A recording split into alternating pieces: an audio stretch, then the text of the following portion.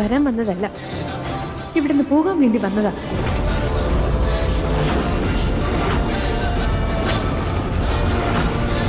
പക്ഷെ പോകുന്നതിന് മുമ്പ് അച്ഛനോട് നന്ദി പറയേണ്ട ആവശ്യമുണ്ടെന്ന് തോന്നി.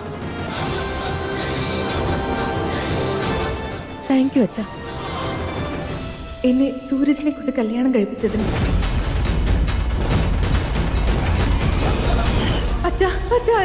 അങ്ങനെ ചെയ്യരുതേ അച്ഛാ, അച്ഛാ പ്ലീസ്. ഞാൻ നിന്റെ തലയില് ഈ ഗുണ്ടാ ബ്രഹ്മചാരിയെ കെട്ടിവെക്കുക.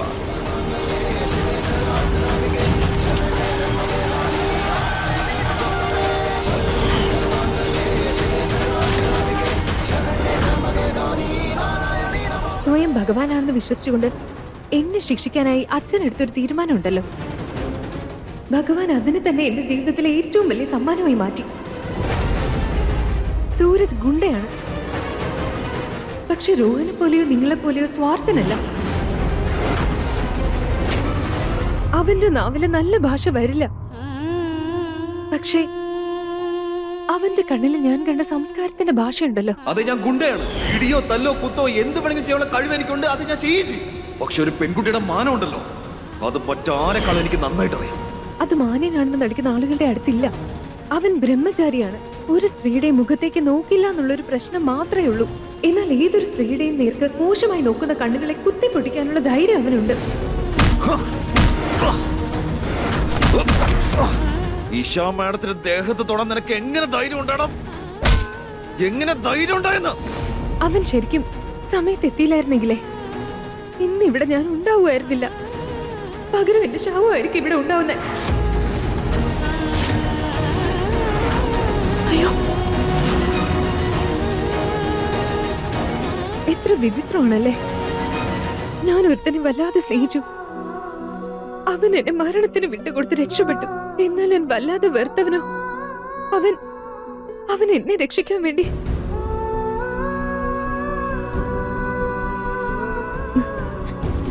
ജീവൻ കൊടുക്കാൻ വരെ തയ്യാറായി. ഒരു നിരാലംബയായ പെൺകുട്ടിയെ 4-5 ചെന്നായ്ക്കളിൽ നിന്ന് രക്ഷപ്പെടുത്തി ഒടുവിൽ ആശുപത്രിയിലെ ഓപ്പറേഷൻ തിയേറ്ററിൽ പോയി കിടന്നവനൊരു ഗുണ്ടയാണെങ്കിൽ എന്റെ പുറത്ത് കണ്ട ശരീരഭാഗം സ്വന്തം മര്യാദയുടെ പുതപ്പ് കൊണ്ട് മറിച്ച് എന്നെ ഭദ്രമായി ഇവിടെ പറഞ്ഞയച്ചവൻ ഗുണ്ടയാണെങ്കിൽ എന്റെ വെറുപ്പുകൾക്കും ശകാര വാക്കുകൾക്കും മനുഷ്യത്വം കൊണ്ട് മറുപടി പറയുന്നവൻ ഗുണ്ടയാണെങ്കിൽ ശരിയാ, ആ ഗുണ്ടയുടെ കൂടെ തന്നെയാ ഞാൻ ഇനിയുള്ള കാലം കഴിച്ചു കൂട്ടാൻ ഉദ്ദേശിക്കുന്നത്.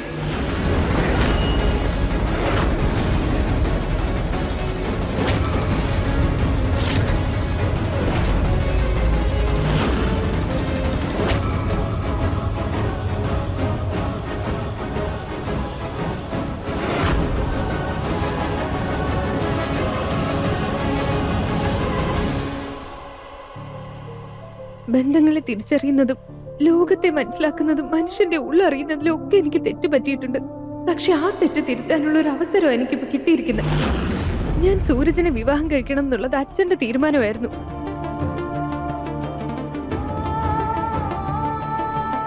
പക്ഷേ വിവാഹം നിലനിർത്തുക എന്നുള്ളത് എന്റെ തീരുമാനമാണ്.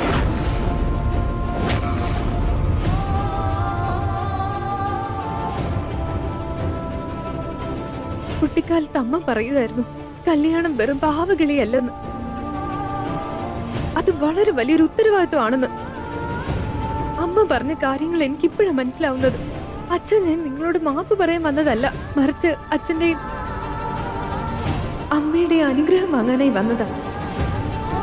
അങ്ങനെ ഈ വിവാഹ ബന്ധത്തെ ജീവിത അവസാനം വരെ നല്ല രീതിയിൽ നിലനിർത്താൻ വേണ്ടി വന്നതാ.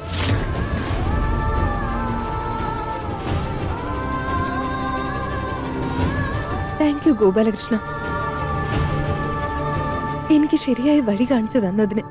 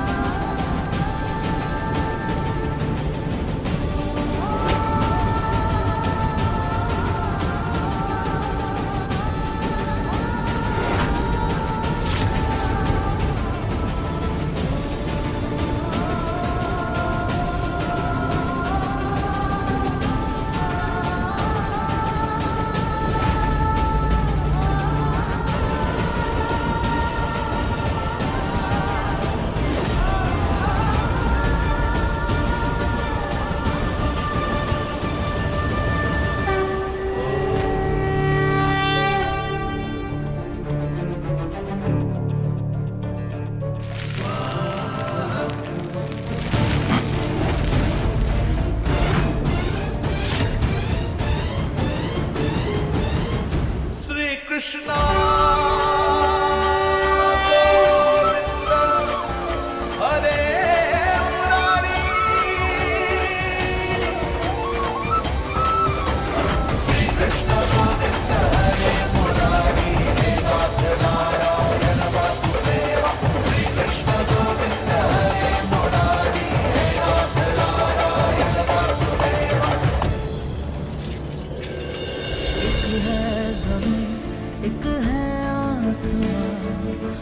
ഞാൻ ഡോക്ടറോട് എല്ലാം സംസാരിച്ചിട്ടുണ്ട്. ഇനി നിനക്ക് വീട്ടിലേക്ക് പോവാം. അപ്പൊ മാഡം, ഞാൻ അച്ഛനെ കാണാൻ പോവാം. സൂരജേട്ടാ, എന്താ ആലോചിക്കുന്നത്? ഒന്നുമില്ല. ഇഷ മാഡം ഇപ്പൊ അച്ഛന്റെ അടുത്ത് ചെന്ന് മാപ്പ് ചോദിച്ചിട്ടുണ്ടാവും. അദ്ദേഹം മാഡത്തിനോട് ക്ഷമിച്ചിട്ടുണ്ടാവും. എന്തായാലും മാഡത്തിന്റെ ജീവിതം പഴയതുപോലെ ആയല്ലോ, അത് നന്നായി. അല്ലാതെ ജീവിതകാലം മുഴുവൻ മാഡത്തിന് ഇവിടെ കഴിയാൻ പറ്റുമോ? ആ സൂരജേട്ടാ, ഇഷ ചേച്ചി ഇവിടുന്ന് പോയത് ശരിയാണ്, പക്ഷെ ചേട്ടന്റെ മനസ്സിൽ നിന്ന് പോയിട്ടില്ലല്ലേ? അവര് നിന്റെ ചേട്ടത്തിയൊന്നുമല്ല. ചേട്ടൻ വന്നു. എന്താ പറ്റിയതേട്ടാ? നിനക്ക് എന്താ പറ്റിയേ? സൂരജ്, മണ സൂരജ്, എന്തോറ്റി? എന്തോറ്റി? കുഴപ്പമൊന്നുമില്ലല്ലോ അല്ലേ? എന്തുണ്ടായി? ഒന്ന് മതിയാക്ക്. ഇനി കുഴപ്പമൊന്നുമില്ല, ഞാൻ ഓക്കെ. അതേക്ക് പോവാലോ. ശരി, വരൂ, കൊണ്ടുവരൂ. നടക്ക. നിക്കേ.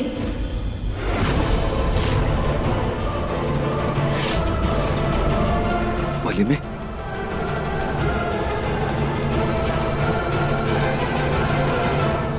സൂക്ഷിച്ചു വലിയമേ.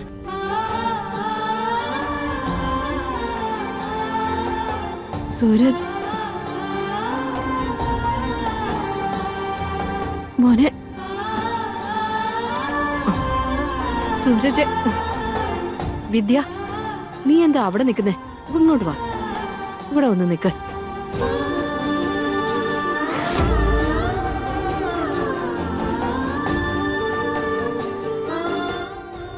വാ മോനെ, പതുക്കെ വാ.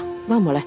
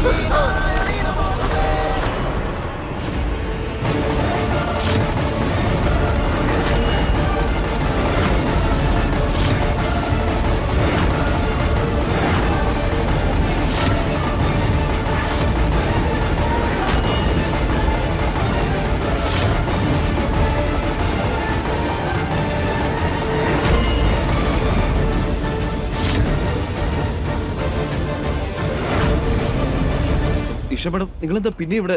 നിങ്ങൾ സാറിന്റെ അടുത്ത് പോയില്ലേ? ഈ പെണ്ണ് എന്താ ഇപ്പോഴും ഇവിടെ നിൽക്കുന്നേ?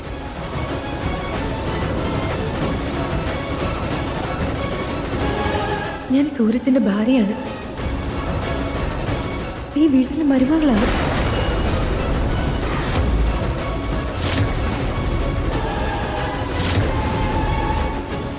ഞാൻ എന്റെ വിവാഹബന്ധത്തെ എല്ലാ സത്യസന്ധതയോടും കൂടി ആത്മാർത്ഥമായി നിറവേറ്റാനായി വന്നതാണ്.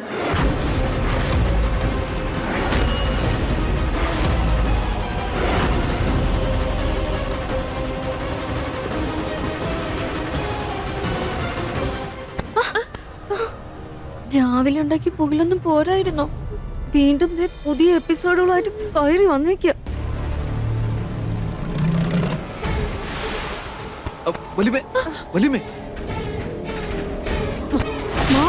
നീ എന്നെ തൊട്ടു പോകരുത്.